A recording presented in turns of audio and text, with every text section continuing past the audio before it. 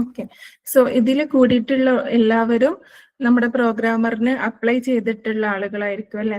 അപ്പൊ നമുക്ക് 2 പോസ്റ്റുകളാണ് വന്നിട്ടുള്ളത്. കാറ്റഗറി നമ്പർ 442/2025 അസിസ്റ്റന്റ് പ്രോഗ്രാമറും അതുപോലെ കാറ്റഗറി നമ്പർ 460/2025 കമ്പ്യൂട്ടർ പ്രോഗ്രാമർ എന്ന് പറഞ്ഞിട്ടുള്ള 2 വേക്കൻസീസ് ആണ് നമുക്ക് വന്നിട്ടുണ്ടായിരുന്നത്. സോ നമ്മുടെ ആദ്യത്തെ വേക്കൻസി, അതായത് 442/2025 അസിസ്റ്റന്റ് പ്രോഗ്രാമറിന്റെ വേക്കൻസിക്ക് വന്നിട്ടുള്ള നമ്പർ ഓഫ് വേക്കൻസീസ് നിങ്ങൾ നോക്കൂ, 1 ആണ് ഇവിടെ ഉള്ളത് അല്ലെ. നമ്പർ ഓഫ് വേക്കൻസീസ് 1 ആണ്. ഇത് തന്നെയാണ് ഒരുപാട് ആളുകൾ പറയുന്ന കൺഫ്യൂഷനും. ഒരു വേക്കൻസിക്ക് വന്നിട്ടുള്ള ഈ ഒരു എക്സാമിന് അത്രയും ആളുകൾ പഠിക്കുന്നുണ്ടാവും. സോ നമ്മൾ ഇനി പഠിച്ചാൽ കിട്ടുമോ എന്ന് നമുക്ക് എല്ലാവർക്കും കൺഫ്യൂഷൻ ഉണ്ടാവുന്ന ഒരു ഏരിയ ആണ്. ഓക്കെ. അപ്പൊ ഞാൻ ഇവിടെ ഒരു കാര്യം കൊടുത്തിട്ടുണ്ട്, നിങ്ങളൊന്ന് നോക്കാം. ഈ 1 എന്ന് പറയുന്ന വേക്കൻസി കൊണ്ട് നമ്മൾ തളർന്ന് അവിടെ ഇരുന്നാൽ നമുക്ക് മാത്രമായിരിക്കും നഷ്ടം വരുന്നുണ്ടാവാം. അതിനുള്ള ഒരു എക്സാക്റ്റ് ഉദാഹരണമാണ് നമ്മുടെ പ്രോഗ്രാമർ കേരള PSC നടത്തിയിട്ടുള്ള യൂണിവേഴ്സിറ്റീസ് ഇൻ കേരളയിലോട്ട് നടത്തിയിട്ടുള്ള 2023 നടത്തിയിട്ടുള്ള ഈ ഒരു എക്സാമിന്റെ വാക്കൻസി വന്നിട്ടുണ്ടായിരുന്നു. നോക്കൂ, ഒരു വേക്കൻസിക്ക് വിളിച്ചിട്ടുണ്ടായിരുന്ന എക്സാം ആയിരുന്നു. കാറ്റഗറി നമ്പർ 725/2025 ആണ് എൻ്റെ ഓർമ്മയിൽ. ഓക്കെ, ഇതാണ് കാറ്റഗറി നമ്പർ വന്നിട്ടുണ്ടായിരുന്നത്. അന്ന് വിളിച്ചിട്ടുണ്ടായിരുന്നത് യൂണിവേഴ്സിറ്റീസ് ഇൻ കേരളത്തിലെ യൂണിവേഴ്സിറ്റീസ് ആയിട്ടുള്ള കുസാറ്റ്, അതുപോലെ കേരള യൂണിവേഴ്സിറ്റി, അതുപോലെ കാലിക്കറ്റ് യൂണിവേഴ്സിറ്റിയിലൊക്കെ വിളിച്ചിട്ടുണ്ടായിരുന്ന പ്രോഗ്രാമറിന്റെ ഒരു നോട്ടിഫിക്കേഷൻ ആയിരുന്നു ഇത് ഉണ്ടായിരുന്നത്. പക്ഷേ ഇവിടെ നോക്കൂ, എത്ര വേക്കൻസികൾ, എത്ര അഡ്വൈസുകളാണ് പോയിട്ടുള്ളത്? 42 അഡ്വൈസുകൾ ടോട്ടൽ പോയിട്ടുണ്ട്. അതായത് ഒരു വേക്കൻസിക്ക് വിളിച്ചിട്ടുള്ള ഈ ഒരു എക്സാമിന് 42 ടോട്ടൽ അഡ്വൈസ് പോയിട്ടുണ്ട്. അതായത് നോർമലി ഉള്ള ആ ഒരു റാങ്ക് ലിസ്റ്റിൽ പട്ടിക പ്രകാരം അതിന്റെ താഴെയുള്ള ആളുകൾക്ക് അവർ വിളിച്ചുകൊണ്ടേയിരിക്കും. ഓക്കെ. അപ്പൊ നമ്മൾ 1 വേക്കൻസിക്കാണ് എന്ന് കരുതിയിട്ട് ഇത്രയും നല്ല സാലറി പാക്കേജ് വരുന്ന PG ലെവലിൽ വരുന്ന ഒരു എക്സാം ഒക്കെ നമുക്ക് ആണ്ടിലൊരിക്കൽ എന്നൊക്കെ പറയണ പോലെയാണ്. നമുക്ക് ഏതെങ്കിലും ഒരു കാലത്തെ PSC വിളിക്കുള്ളൂ. അപ്പൊ ആ ഒരു സമയം നിങ്ങൾ യൂട്ടിലൈസ് ചെയ്യണം എന്നാണ് പറയാനുള്ളത്. ഓക്കെ. അപ്പൊ നമുക്ക് വന്നിട്ടുള്ള നമുക്ക് മത്സ്യഫെഡ്ക്ക് വന്നിട്ടുണ്ട്, അതുപോലെ കേരള സ്റ്റേറ്റ് പ്ലാനിംഗ് ബോർഡിലോട്ടാണ് നമുക്ക് വന്നിട്ടുണ്ടായിരുന്നത്. ആൻഡ് അതിന്റെ qualification MCA or BTech. Okay, MCA or BTech, then BTech in computer science. ഇതായിരുന്നു നമ്മുടെ കമ്പ്യൂട്ടർ പ്രോഗ്രാമറിന്റെ ക്വാളിഫിക്കേഷൻ ആയിട്ട് വന്നിട്ടുള്ളത്. ആൻഡ് അസിസ്റ്റന്റ് പ്രോഗ്രാമിന്റെ ക്വാളിഫിക്കേഷൻ ആയിട്ട് വന്നിട്ടുള്ളതാണ് BTech in computer science, MSc in computer science and MCA. അപ്പൊ ഈ 3 ക്വാളിഫിക്കേഷൻ ഉള്ള ആളുകൾക്ക് എന്ത് ചെയ്യാൻ പറ്റും? അപ്ലൈ ചെയ്യാൻ വേണ്ടിയിട്ട് പറ്റും. ഓക്കെ. അപ്പൊ ഈ ഒരു കാര്യം ഓർത്ത് വെക്കുക. യൂണിവേഴ്സിറ്റീസ് ഇൻ കേരളയിലോട്ട് വിളിച്ചിട്ടുള്ള ഈ ഒരു പോസ്റ്റിന്റെ കാര്യം നിങ്ങൾ ഓർത്ത് വെക്കണം. 42 അഡ്വൈസുകൾ. ഇപ്പൊ നോക്കൂ, റീസെന്റ് ആയിട്ട് പോയിട്ടുള്ള ലാസ്റ്റ് അഡ്വൈസ് പോയിട്ടുള്ള ഡേറ്റ് ഇവിടെ കൊടുത്തിട്ടുണ്ട്, 22/9/2025 വരെ അതിന് വേക്കൻസി, അതിന്റെ അഡ്വൈസ് പോയിട്ടുണ്ട്. അതായത് 2023 നടന്നിട്ടുള്ള ഈ ഒരു എക്സാമിന്റെ എന്താണ് അഡ്വൈസ് പോയിട്ടുണ്ട്. സോ ഈ എക്സാം നിങ്ങൾ ക്രൂഷ്യൽ ആയിട്ട് കാണേണ്ടതായിട്ടുണ്ട്. ഇനി നമ്മുടെ എക്സാമിന്റെ സ്ലോട്ടുകൾ PSC പ്രഖ്യാപിച്ചിട്ടുണ്ടായിരുന്നു. അതായത് ഏത് ഡേറ്റിൽ, ഏത് മാസത്തിൽ, ഇന്ന ഡേറ്റ് എന്ന് പ്രത്യേകമായിട്ട് പറഞ്ഞിട്ടില്ല, ഏത് മാസത്തിൽ എക്സാം കണ്ടക്ട് ചെയ്യും എന്ന് PSC പറഞ്ഞിട്ടുണ്ട്. Which is May to July 2026 എന്നാണ് പറഞ്ഞിട്ടുള്ളത്. അതായത് മെയ്, ജൂൺ, ജൂലൈ ഈ 3 മാസത്തിന്റെ ഇടയിൽ ഏതെങ്കിലും ഒരു ദിവസം നമ്മുടെ ഈ പറഞ്ഞിട്ടുള്ള 2 എക്സാമും കണ്ടക്ട് ചെയ്യും. അതുകൊണ്ട് ജൂലൈ വരെ സമയമുണ്ട് എന്ന് കരുതി നിങ്ങൾ നിൽക്കാൻ പാടില്ല. കാരണം മെയ് ടു ജൂലൈ ആണ് ടെന്റേറ്റീവ് ആയിട്ടുള്ള സ്ലോട്ട് തന്നിട്ടുള്ളത്. അപ്പൊ മെയ്യിൽ നമുക്ക് എക്സാം വന്നാലും ജൂലൈയിൽ വന്നാലും അതിന് പ്രിപ്പയർഡ് ആയിട്ട് ഇരിക്കുക എന്നുള്ളതാണ്. അപ്പൊ നിങ്ങൾ എന്ത് ചെയ്യാം, മെയ്യിലാണ് എക്സാം വരുന്നത് എന്ന് കരുതിയിട്ട് തന്നെ പഠിക്കണം. എന്നാൽ മാത്രമേ, അഥവാ നിങ്ങൾക്ക് ലക്ക് ഉണ്ടെങ്കിൽ ജൂലൈയിലാണ് എക്സാം എന്നുണ്ടെങ്കിൽ നിങ്ങൾക്ക് കുറച്ചും കൂടി റിവിഷന് 2 മാസം എക്സ്ട്രാ കിട്ടും. അപ്പൊ മെയ്യിലാണ് എക്സാം എന്ന് കരുതിയിട്ട് തന്നെ പഠിക്കുക. അപ്പൊ മെയ്യിൽ എക്സാം വന്നാൽ നിങ്ങൾക്ക് അറ്റൻഡ് ചെയ്യാം, അല്ലെങ്കിൽ എന്ത് ചെയ്യാം, 2 മാസം നിങ്ങൾക്ക് റിവിഷന് വേണ്ടിയിട്ട് യൂട്ടിലൈസ് ചെയ്യാൻ വേണ്ടിയിട്ട് പറ്റും. ഓക്കെ. ഇനി പ്രോഗ്രാമറിന്റെ സിലബസ് ഞാൻ ഇവിടെ കൊടുത്തിട്ടുണ്ട്. നമുക്ക് 8 മൊഡ്യൂൾസ് ആണ് വരുന്നത്. അപ്പൊ നമുക്കറിയാം PSC എന്താണ് ഈ മത്സ്യഫെഡിന് അല്ലെങ്കിൽ കേരള സ്റ്റേറ്റ് പ്ലാനിംഗ് ബോർഡിന് ഇന്ന സിലബസ് ആണ് എന്ന് പറഞ്ഞ പ്രത്യേകം സിലബസ് മെൻഷൻ ചെയ്തിട്ടില്ല. കേരള PSCന്റെ പ്രോഗ്രാമറിന്റെ സിലബസ് തന്നെയാണ് നമ്മൾ ഫോളോ ചെയ്യുന്നത്. അതന്നെയാണ് മുന്നേ വിളിച്ചിട്ടുള്ള യൂണിവേഴ്സിറ്റീസിനൊക്കെ വിളിച്ചിട്ടുള്ള എക്സാമിനൊക്കെ ചോദിച്ചിട്ടുണ്ടായിരുന്നത്. അപ്പൊ കേരള PSCന്റെ ഒരു ജനറൽ പ്രോഗ്രാമർ സിലബസ് ആണ് ഇവിടെ കൊടുത്തിട്ടുള്ളത്. ഓക്കെ, അപ്പൊ നമ്മുടെ കമ്പ്യൂട്ടർ സയൻസിൽ വരുന്ന മെയിൻ ടോപ്പിക്സുകളൊക്കെ ഇതിന്റെ അകത്തുണ്ട് അല്ലെ. അപ്പൊ ഏതൊക്കെയാ നോക്കാം നമ്മള്. ഫസ്റ്റ് മൊഡ്യൂളിൽ വരുന്നതാണ് ഡിസ്ക്രീറ്റ് മാത്തമാറ്റിക്സ്, പ്രോബബിലിറ്റി, സ്റ്റാറ്റിസ്റ്റിക്സ്. 12 മാർക്കിനാണ് ഫസ്റ്റ് മൊഡ്യൂൾ വരുന്നത്. ഈ ഫസ്റ്റ് മൊഡ്യൂളിന്റെ കേസ് എന്താന്ന് വെച്ചാൽ നമ്മൾ പ്രോഗ്രാമറിന്റെ എക്സാം എടുത്ത് നോക്കുന്ന സമയത്ത് നമുക്ക് മനസ്സിലാക്കാൻ പറ്റുന്ന ഒരു കാര്യമാണ് ഡിസ്ക്രീറ്റ് മാത്സ് എന്ന് അവർ സിമ്പിൾ ആയിട്ടുള്ള ക്വസ്റ്റ്യൻസ് ആണ് ചോദിക്കാറുള്ളത്. ഡയറക്റ്റ് ആയിട്ടുള്ള ക്വസ്റ്റ്യൻസ് ചോദിക്കാറുണ്ട്. ഞാൻ ഈ ഒരു സെഷന്റെ എൻഡിൽ 2 ക്വസ്റ്റ്യൻ ആഡ് ചെയ്തിട്ടുണ്ട്. അത് കാണുമ്പോൾ തന്നെ നിങ്ങൾക്ക് മനസ്സിലാവും ഡിസ്ക്രീറ്റ് എന്ന് അവർ ടഫ് ആയിട്ടുള്ള കാര്യങ്ങളൊന്നും ചോദിക്കാറില്ല. എന്നാലും മേ ബി ഒരു വൺ ക്വസ്റ്റ്യൻ ഒക്കെ അഡ്വാൻസ് ലെവലിൽ വന്നാൽ പോലും ഏറെക്കുറെ ഈ ഒരു 12 മാർക്കും നിങ്ങൾക്ക് ഫുൾ ആയിട്ട് സ്കോർ ചെയ്യാൻ പറ്റുന്ന ഒരു മൊഡ്യൂളാണ് ഡിസ്ക്രീറ്റ് മാത്തമാറ്റിക്സ്. അതിന്റെ അണ്ടറിൽ വരുന്ന പ്രോബബിലിറ്റിയും സ്റ്റാറ്റിസ്റ്റിക്സ് ഒക്കെ അതിന്റെ ഉള്ളിൽ വരും. ഓക്കെ, നെക്സ്റ്റ് യൂണിറ്റ് ആയിട്ട് വരുന്നതാണ് digital electronics, computer organisation and OS. ഇവിടെ നോക്കൂ, ഓപ്പറേറ്റിംഗ് സിസ്റ്റവും ഡിജിറ്റൽ ഇലക്ട്രോണിക്സും അതുപോലെ നമ്മൾ CSA അല്ലെങ്കിൽ COA എന്ന് പറയുന്ന കമ്പ്യൂട്ടർ ഓർഗനൈസേഷൻ ആൻഡ് ആർക്കിടെക്ചറും എല്ലാം ഇൻക്ലൂഡ് ചെയ്തത് ഒറ്റ മൊഡ്യൂളിലാണ്. ഓക്കെ, ഈ 3 സബ്ജക്റ്റും കൂടി വരുന്ന മാർക്ക് എത്രയാ? 14 മാർക്കാണെന്ന് മനസ്സിലാക്കി വെക്കാം. അപ്പൊ ഈ ഒരു മൊഡ്യൂളിന്റെ കേസിൽ എന്താ വെച്ചാൽ അത്യാവശ്യം നിങ്ങൾ ഇൻഡെപ്ത് ആയിട്ടുള്ള നോളജ് ഉണ്ടെങ്കിൽ മാത്രമേ നിങ്ങൾക്ക് കേരള PSC ചോദിക്കുന്ന എക്സാമിന്റെ ആൻസർ കറക്റ്റ് ആയിട്ട് മാർക്ക് ചെയ്യാൻ പറ്റുള്ളൂ. കാരണം നിങ്ങൾക്കറിയാം കമ്പ്യൂട്ടർ ഓർഗനൈസേഷൻ ആണെങ്കിലും ഓപ്പറേറ്റിംഗ് സിസ്റ്റം ആണെങ്കിലും നമുക്ക് തിയറിയും അതുപോലെ തന്നെ ന്യൂമറിക്കൽ ആയിട്ട് ആപ്ലിക്കേഷൻ ബേസ്ഡ് ആയിട്ടുള്ള ക്വസ്റ്റ്യൻസും ചോദിക്കുന്ന മൊഡ്യൂളാണ് ഈ ഒരു കമ്പ്യൂട്ടർ ഓർഗനൈസേഷനും ഓപ്പറേറ്റിംഗ് സിസ്റ്റവും പറയുന്നത്. അപ്പൊ എന്ത് ചെയ്യണം, ഇതിനെ കുറിച്ച് നല്ല രീതിയിൽ നോളജ് ഉള്ള ഒരാൾക്ക് ഈ ഒരു ഏരിയ എന്ന് വരുന്ന 14 മാർക്ക് അല്ലെങ്കിൽ 15 മാർക്കും, ഈ ഒരു 14 മാർക്ക് എന്ന് പറയുന്നത് ഒരു ടെന്റേറ്റീവ് മാർക്കാണ് കേട്ടോ. അത് ചിലപ്പം കൂടാം കുറയാം, എന്ത് വേണമെങ്കിലും സംഭവിക്കാം. ഓക്കെ, അപ്പൊ എന്ത് ചെയ്യാം, ഈ 14 തന്നെ വരുള്ളൂ എന്ന് നമുക്ക് ഉറപ്പിക്കാൻ പറ്റില്ല. 15, 16 ആവാം, 13, 12 ആവാം.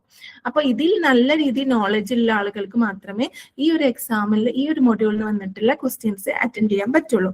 നെക്സ്റ്റ് വരുന്നതാണ് ഡാറ്റ സ്ട്രക്ചേഴ്സും പ്രോഗ്രാമിംഗ് ഇൻ സിയും വരുന്നത്. ഓക്കെ, പ്രോഗ്രാമിംഗ് ഇൻ സി എന്ന് പറയുമ്പോൾ നമ്മൾ വിചാരിക്കും ഭയങ്കര എളുപ്പമാണ് അല്ലെ, ഏറ്റവും ബേസിക് ആയിട്ട് വരുന്ന ലാംഗ്വേജ് ആണ് പ്രോഗ്രാമിംഗ് ഇൻ സി. അപ്പൊ പ്രോഗ്രാമിംഗ് ഇൻ സിന്റെ സിലബസ് എടുത്ത് നോക്കിയാൽ നമുക്ക് മനസ്സിലാവും ഏറ്റവും ബേസിക് ആയിട്ട് വരുന്ന ഓപ്പറേറ്റേഴ്സ് അല്ലെ, ഓപ്പറേറ്റേഴ്സ് ഒക്കെ നമ്മൾ ഏറ്റവും ബേസിക് ആയിട്ട് പറയുന്ന ഓപ്പറേറ്റേഴ്സ് തൊട്ട് അഡ്വാൻസ്ഡ് ലെവലിൽ വരുന്ന ഫയൽ ഹാൻഡ്ലിംഗ് വരെ നമുക്ക് എന്ത് ചെയ്യാം, ക്വസ്റ്റ്യൻസ് എക്സ്പെക്ട് ചെയ്യാൻ വേണ്ടിയിട്ട് പറ്റും.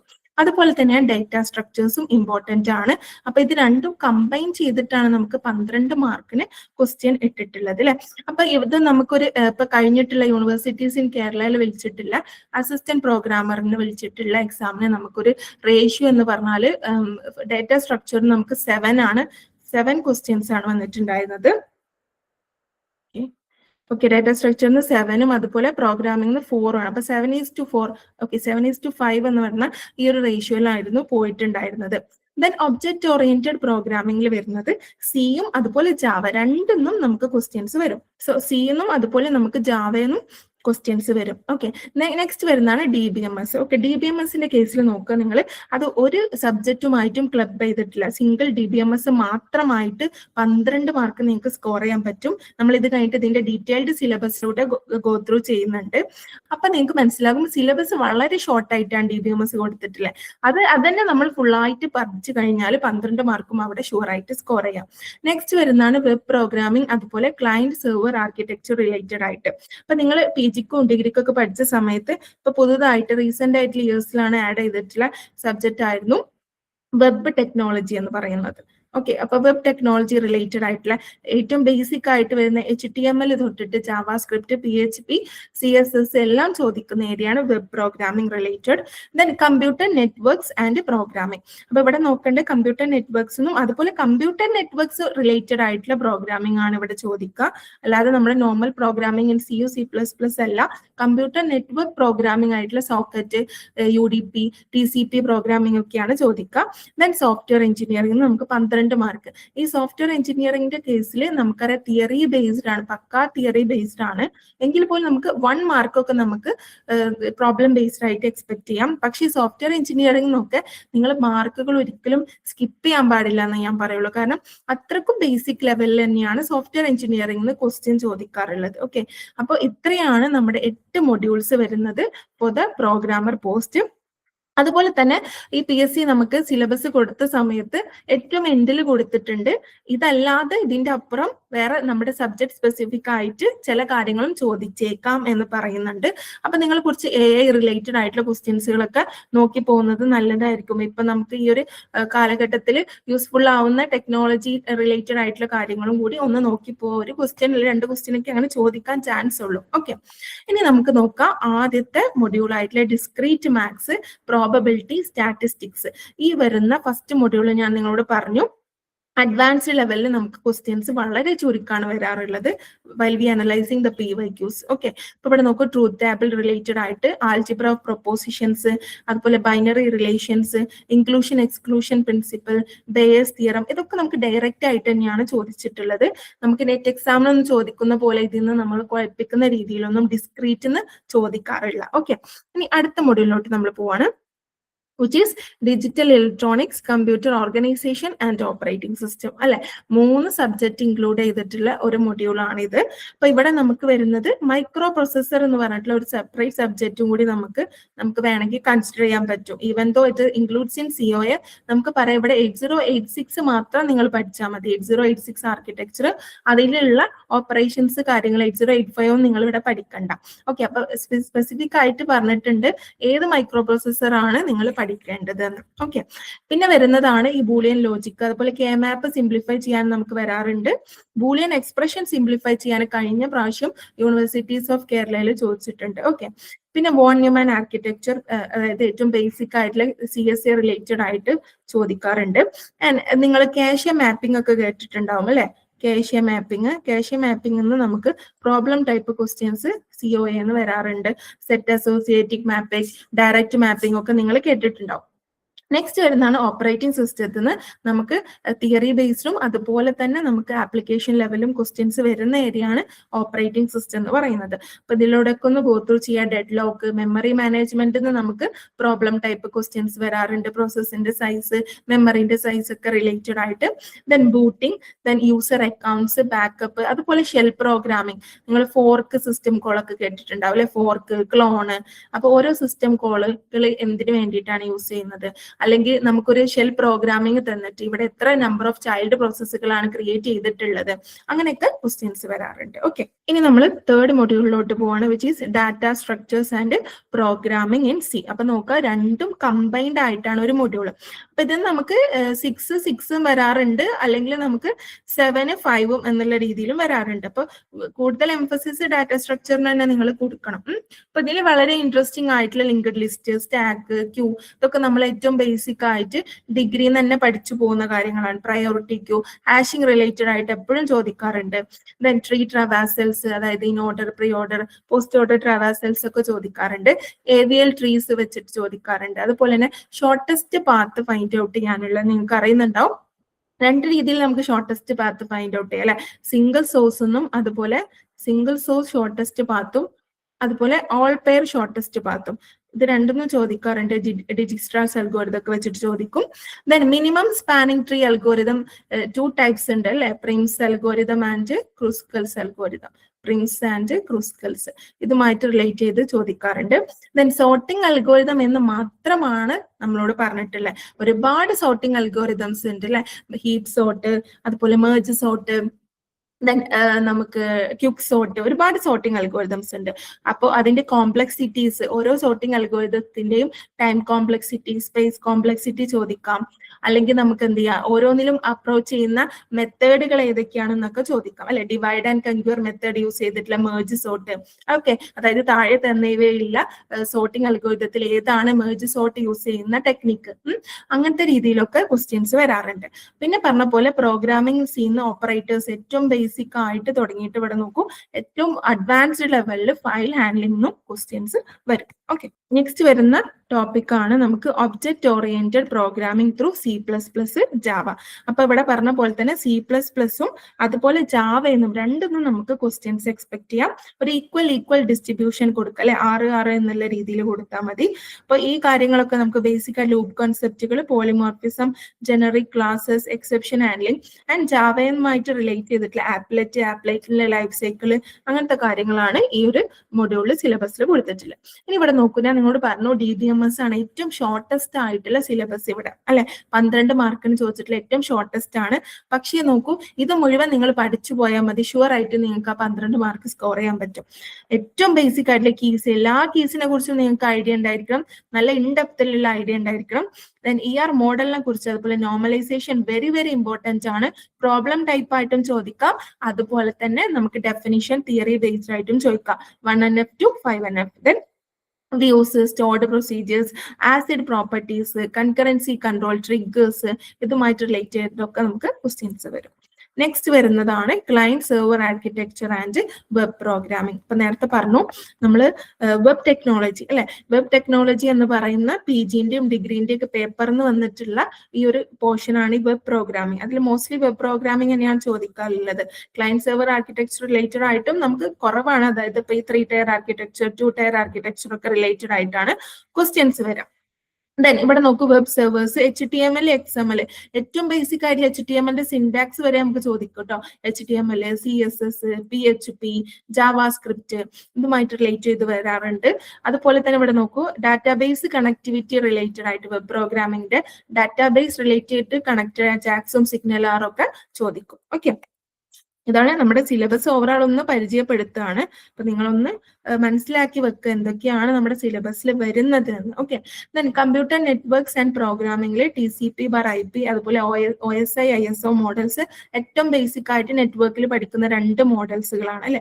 പിന്നെ നെറ്റ്വർക്ക് നമുക്ക് ഇതിൽ നിന്ന് നമുക്ക് അത്ര കുഴപ്പിക്കുന്ന രീതിയിലല്ല ക്വസ്റ്റ്യൻ ചോദിക്കുക. ഓക്കെ, പിന്നെ നമ്മളെ കുഴപ്പിക്കാൻ നമ്മൾ സബ്നെറ്റ് മാസ്കുകളൊക്കെ നിങ്ങൾ കേട്ടിട്ടുണ്ടാവും അല്ലെ. അതൊക്കെ റയർ ആയിട്ട് കേസുകളിലാണ് സബ്നെറ്റ് മാസ്ക് കണ്ടുപിടിക്കാനുള്ള ഒരു ക്വസ്റ്റ്യൻ ഒക്കെ വരാറുള്ളത്. പക്ഷെ ഇത് നമ്മളെ ഡിസ്ക്രീറ്റ് പറഞ്ഞ പോലെ അത്ര കുഴപ്പിക്കുന്ന രീതിയിൽ നമുക്ക് കമ്പ്യൂട്ടർ നെറ്റ്വർക്ക്സ് ക്വസ്റ്റ്യൻസ് വരാറില്ല. പിന്നെ ഇതുപോലെ വൈറസ്, അതുപോലെ എൻക്രിപ്ഷൻ അൽഗോരിതംസ്, ക്രിപ്റ്റോഗ്രഫി റിലേറ്റഡ് ആയിട്ടുള്ള DS, AES, IDEA, RCA, RC4 ഇങ്ങനത്തെ അൽഗോരിതംസ് റിലേറ്റഡ് ആയിട്ട് ക്വസ്റ്റ്യൻസ് വരാം. ദെൻ നെറ്റ്വർക്ക് പ്രോഗ്രാമിംഗ് പറഞ്ഞു അല്ലെ, socket programming, then secure socket programming, SSL, TLS ഒക്കെ റിലേറ്റഡ് ആയിട്ട് ക്വസ്റ്റ്യൻസ് വരാം. നെക്സ്റ്റ് വരുന്ന നമ്മുടെ ഫൈനൽ മൊഡ്യൂൾ ആണ് സോഫ്റ്റ്വെയർ എഞ്ചിനീയറിംഗ്. ഞാൻ പറഞ്ഞ പോലെ തന്നെ ഈ 12 മാർക്ക് നിങ്ങൾക്ക് ഷുവർ ആയിട്ടും സ്കോർ ചെയ്യാൻ പറ്റുന്നതാണ് സോഫ്റ്റ്വെയർ എഞ്ചിനീയറിംഗ്. ഞാൻ ഇതിൽ നമുക്ക് 2 ക്വസ്റ്റ്യൻ കൊടുത്തിട്ടുണ്ട് റിലേറ്റഡ് ടു സോഫ്റ്റ്വെയർ എഞ്ചിനീയറിംഗ്. ഇവിടെ കണ്ടാൽ തന്നെ നിങ്ങൾക്ക് മനസ്സിലാവും, നമ്മൾ ഡിഗ്രിക്കും PGക്കും പഠിക്കുന്ന അതേ ടേംസുകളാണ്, പുതുതായിട്ടുള്ള ഒരു ടേം ഒന്നും ഇതിൽ ഇൻട്രൊഡ്യൂസ് ചെയ്തിട്ടില്ല. System engineering process, even SDLC, ആ ഒരു ലൈഫ് സൈക്കിളിന്റെ ഓർഡർ വരെ നിങ്ങൾ പഠിച്ചു വെക്കുക. അതിൽ ഓരോ ഫേസുകളും ഒരു സോഫ്റ്റ്വെയർ ഉണ്ടാക്കുന്ന സമയത്ത് എത്ര പെർസെൻറ്റേജ് ഓഫ് ടൈം ഓരോ ഫേസിലും നമുക്ക് എടുക്കേണ്ടി വരും, ആ രീതിയിലൊക്കെ പഠിക്കാം. അതുപോലെ design and implementation, validation, evolution, then automated process support, then SRS related ആയിട്ട് സോഫ്റ്റ്വെയർ റിക്വയർമെന്റ് സ്പെസിഫിക്കേഷൻ റിലേറ്റഡ് ആയിട്ട് അതിന്റെ എന്തൊക്കെയാണ് SRSന്റെ ക്യാരക്ടറിസ്റ്റിക്സുകൾ അല്ലാത്തത് ഏത്, ഇങ്ങനെയൊക്കെയാണ് PSC ചോദിച്ചിട്ടുള്ളത്. ദെൻ ഫീസിബിലിറ്റി സ്റ്റഡി, എലിസിറ്റേഷൻ ടെക്നിക്സുകൾ, വാലിഡേഷൻ, റിക്വയർമെന്റ് മാനേജ്മെന്റ് റിലേറ്റഡ് ആയിട്ടുള്ള കാര്യങ്ങളൊക്കെയാണ് SCയിൽ നമുക്ക് ചോദിക്കാം. ഓക്കെ, അപ്പൊ ഇത്രയാണ് നമ്മുടെ ഈ 8 സിലബസും കൊടുത്തിട്ടുള്ളത്. ഇനി ഈ ഒരു PYQ പാറ്റേണിന്റെ ഒരു കമ്പാരിസൺ ടേബിൾ ഞാൻ ഇവിടെ കൊടുത്തിട്ടുണ്ട്. അതായത് ഇപ്പൊ നമുക്ക് PYQ എന്ന് പറയാന് ഉള്ള എക്സാം ഏതാണ്, ഈ കഴിഞ്ഞിട്ടുള്ള യൂണിവേഴ്സിറ്റീസ് ഇൻ കേരള 2023 നടന്നിട്ടുള്ള യൂണിവേഴ്സിറ്റീസ് ഓഫ് കേരളയിലോട്ടുള്ള പ്രോഗ്രാമർ പോസ്റ്റ്. ഞാൻ പറഞ്ഞു നിങ്ങൾ ഒരു വേക്കൻസിക്ക് വിളിച്ചിട്ടുള്ള ആ ഒരു അഡ്വൈസിൽ എത്ര അഡ്വൈസ് പോയി, 42 അഡ്വൈസ് പോയിട്ടുള്ള ആ ഒരു എക്സാമിൽ കണ്ടക്ട് ചെയ്തിട്ടുള്ള എക്സാമിന്റെ PYQ അനാലിസിസ് ആണ് ഇവിടെ കൊടുത്തിട്ടുള്ളത്. അപ്പൊ നമുക്ക് 2025 ഇതുപോലെ ഒരു പ്രോഗ്രാമിന്റെ പോസ്റ്റ് കഴിഞ്ഞിട്ടുണ്ടായിരുന്നു, ഒരു എക്സാം കഴിഞ്ഞിട്ടുണ്ടായിരുന്നു. പക്ഷെ അതിന്റെ കേസിൽ എന്താ വെച്ചാൽ അവിടെ നമുക്ക് 2 പോസ്റ്റ് ഉണ്ടായിരുന്നു. സിസ്റ്റം അനലിസ്റ്റ് എന്ന് പറഞ്ഞിട്ടുള്ള ഒരു പോസ്റ്റും കൂടി ആ ഒരു എക്സാമിൽ ഉണ്ടായിരുന്നു കേട്ടോ 2025. അതെന്താ വെച്ചാൽ സിസ്റ്റം അനലിസ്റ്റിന്റെ കേസിൽ 8 വർഷം എക്സ്പീരിയൻസ് ഉള്ള ഒരു മാൻഡേറ്ററി ക്രൈറ്റീരിയൻ ആയിരുന്നു സിസ്റ്റം അനലിസ്റ്റ് എന്ന് പറയുന്നത്.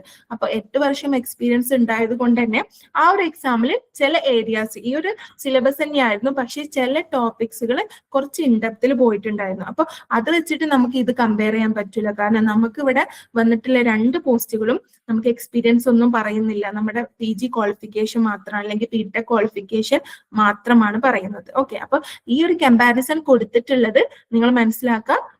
നമ്മുടെ 2023 നടന്നിട്ടുള്ള 725/2025 കാറ്റഗറി നമ്പറിൽ നടന്നിട്ടുള്ള എക്സാമിന്റെ ഒരു അനാലിസിസ് ആണ് ഇവിടെ കൊടുത്തിട്ടുള്ളത്.